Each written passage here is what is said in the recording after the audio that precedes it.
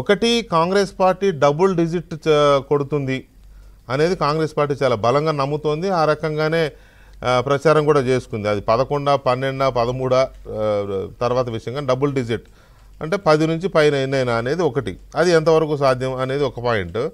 రెండవది BRS party పూర్తిగా చేతులెత్తేస్తుంది అనే దానికి మీరు చెప్పిన ఇప్పటివరకు చెప్పిన దాంట్లో దాన్ని స్పృశించారు. కానీ ఒక సీటు కూడా రాని పరిస్థితి వస్తే బీఆర్ఎస్ నిజంగా సిచ్యువేషన్ ఉందా, అలాంటి ప్రిడిక్షన్స్ ఉన్నాయా అనేది ఒకటి చెప్పండి. మూడవది ఎన్నికల ముందు ఒక 10 రోజుల ముందు నుంచి, పోలింగ్కి ఒక వారం 10 రోజుల ముందు నుంచి బీఆర్ఎస్ నాయకులే స్వయంగా బీజేపీకి ఓట్లు వేయండి అని చెప్పారనేది బాగా ప్రచారం జరిగింది. ఇది ఎంతవరకు నిజం? సో ఇప్పుడు రేవంత్ రెడ్డి ప్రధానంగా ఇటు మల్కాజ్గిరి లోక్సభ సిట్టింగ్ సీట్, అది రేవంత్ రెడ్డి 2019 ఎన్నికల్లో ఆయన మల్కాజ్గిరి నుంచి పోటీ చేసి గెలుపొందారు. సో మరోవైపు ఆయన సొంత జిల్లా మహబూబ్ నగర్, సో ఇక్కడి నుంచి కూడా వంశీచంద్ర రెడ్డి ప్రస్తుతం బరిలో ఉన్నారు.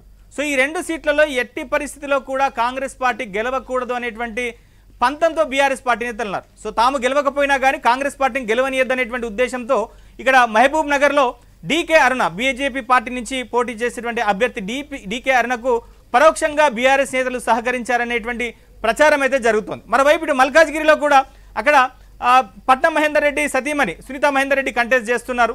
సో అక్కడ ఆమె కూడా గెలవకూడదు, ఎట్టి పరిస్థితిలో ఒకవేళ ఓడిపోయినా కానీ మంచి అంటే ఓట్ షేర్ కూడా పెద్దగా రాకూడదు అనేటువంటి దాంతో అక్కడ ఈటల రాజేందర్ కూడా కొంతమంది బీఆర్ఎస్ నేతలు సహకరించినట్టుగా చెప్తున్నారు. అంటే ఒక రకంగా లోపాయికారి ఒప్పందం బీజేపీ బీఆర్ఎస్ల మధ్య జరిగింది అనేటువంటి ప్రచారం అయితే జరుగుతోంది. సో అది లోక్సభ ఎన్నికల ఫలితాలు వస్తే మాత్రం మనకి చూడాల్సి ఉంటుంది. మరి చాలా నియోజకవర్గాల్లో కూడా, ఎందుకంటే ఇది కంప్లీట్గా బీజేపీ వర్సెస్ కాంగ్రెస్ అన్నట్టుగానే ఎన్నిక జరిగింది.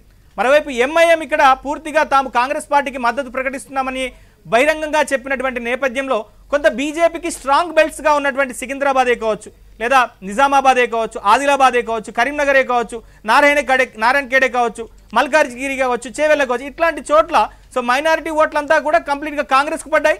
సో హిందూ సింపతికి సంబంధించిన వాళ్ళు, అలానే బీఆర్ఎస్ పార్టీతో ఇన్ని సంవత్సరాలుగా ట్రావెల్ అయినటువంటి కొంతమంది సానుభూతి పరులే కావచ్చు, వీళ్ళంతా కూడా బీజేపీ వైపు మళ్ళినట్టుగా కనిపిస్తోంది. సో ఇది ఒక రకంగా ఈ 2 పార్టీలకు కూడా చాలా ఈ అంశాలన్నీ కూడా 2 పార్టీలకు కూడా కలిసి వచ్చినట్టుగానే చెప్పుకోవచ్చు.